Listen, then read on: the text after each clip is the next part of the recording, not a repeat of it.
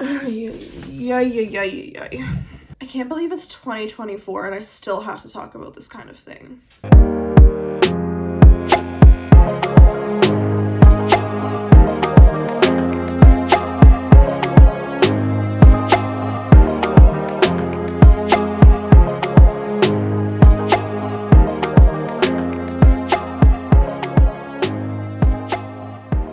Hey guys, welcome back to another video of me questioning why I ever go on the internet.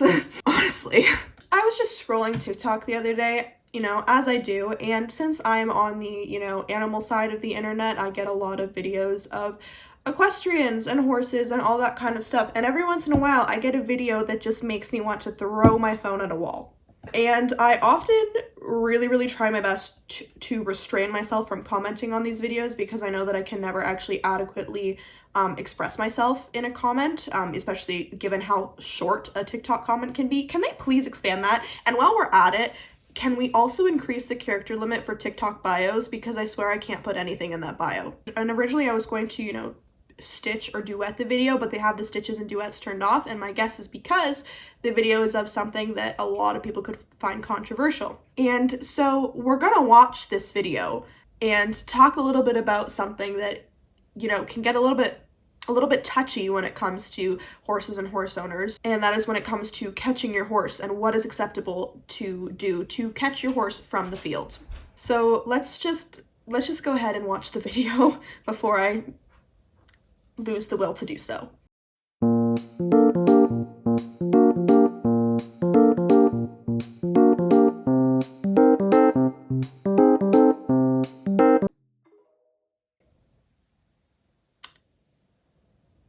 Yeah.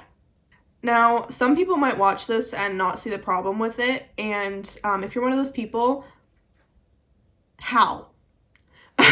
Okay, let's take out all of the factors that have to do with a horse's specific biology and their brain, and just say chasing any living thing with a motorized vehicle is ethically questionable. Would you chase your child with a car if they wouldn't come inside for dinner, making them sprint? Like what if they all of a sudden stop moving? Would you chase your dog with the car if they got out of the house? Not even to get to them, but then, oh my god, I'm right next to them, let me keep driving to get them to, I don't know, submit or whatever. No, you wouldn't do that. So why would you do it with the horse? It's arguably even worse with a horse than with a dog because horses are prey animals.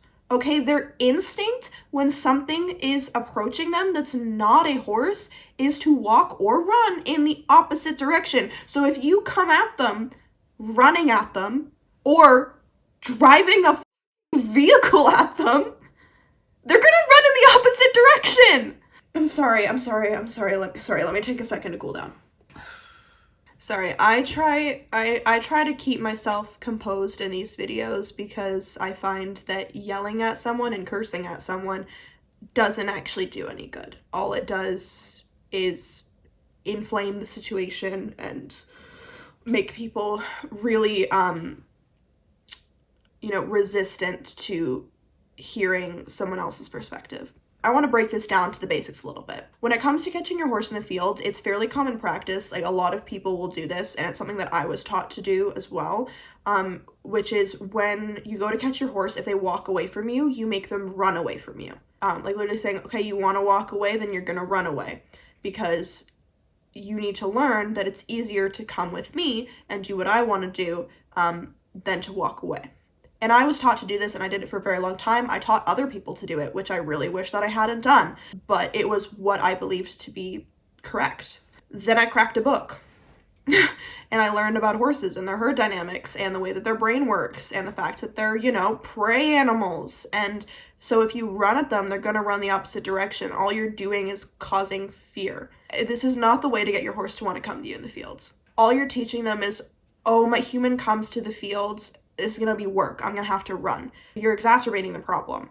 And a lot of people will say, oh, well, it works now. Now my horse just stands and waits to be caught. That's not because your training worked, it's because your horse gave up. This is a really easy way to send your horse into a state of learned helplessness. And I'll do a whole video talking about learned helplessness and how big of a problem that is in the equine industry, because I think a lot of people don't realize that their horse is in a state of learned helplessness. But a little bit of an overview of state of learned helplessness is basically where your horse learns, doesn't matter what I do, doesn't matter what I say, doesn't matter what I mean, not say because they don't talk to you, but doesn't matter what I do, doesn't matter what I try, I'm going to get it wrong, so I'm not going to try. And this is a really dangerous state to let your horse get into, because they basically are completely dissociated and shut down, and it can be really, really hard to get your horse out of that. My horse was in a state of learned helplessness when I first met her. I knew her for a year before I bought her. And when I was like 16, because I was 16 when I first met her, I watched as she got like beaten with a whip, like having the handle ripped off to use the plastic underneath. I watched as she got beaten with a whip, like the worst I've ever seen. And she stood there like it was nothing. She didn't even blink. And I decided that day that I was going to take over her training, and I started co-boarding her. And about a year later, I was able to buy her. And I think it took probably 6 months of working with her for her to start exhibiting any sort of personality. And then it took a year before she ever expressed pain to me when I was like disinfecting a wound on her. And even today, 3 years later, there are still aspects of her and her mentality and her personality that she won't show me, because she's still got part of her brain stuck in that state. Like, that is a hard thing to pull your horse out of, and it is heartbreaking when you realize that that's where your horse is. And you may think that I'm taking this video too seriously, but truly the reason that I say it is because there are horses who will have things like this happen to them, and then eventually they give up. One day you're gonna go out to chase your mini with the ATV and they're not gonna move. And that's not your horse all of a sudden realizing, oh right, I should just come in for dinner. That's your mini saying, they're gonna do this scary thing again, they're gonna keep going, I'm gonna give up. Do you really want your horse to be like that? And what was so alarming to me about this video was not even the video itself, because I'm like, yeah, there are some people out there like this, but it was the hundreds of comments in support of it, finding it funny. And I don't understand how any part of this could be seen as funny. I really, really don't. I don't think it's acceptable to chase any living thing with a vehicle. Apart from the potential mental damage it can do, it's dangerous. What if all of a sudden your horse stops? What if something falls under your brake pedal and you can't stop? It's taking a minute to breathe. There are just so many things wrong with this, and I don't mean to send hate to the people. I don't want hate sent to them. I never want hate sent to any of these people that I talk about. But this is the kind of practice that we need to get a handle on as equestrians, as horse owners, as people in the equine industry. We cannot continue to do things like this, and we cannot continue to condone it. If we really want to make steps forward in equine welfare, we have to stop doing barbaric things like this.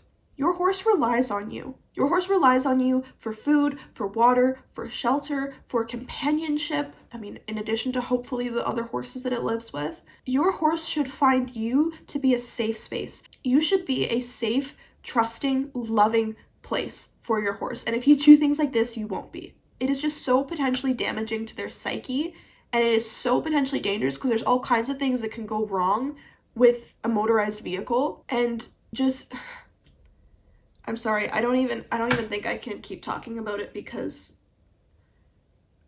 I don't know what else to say. Honestly, I really don't.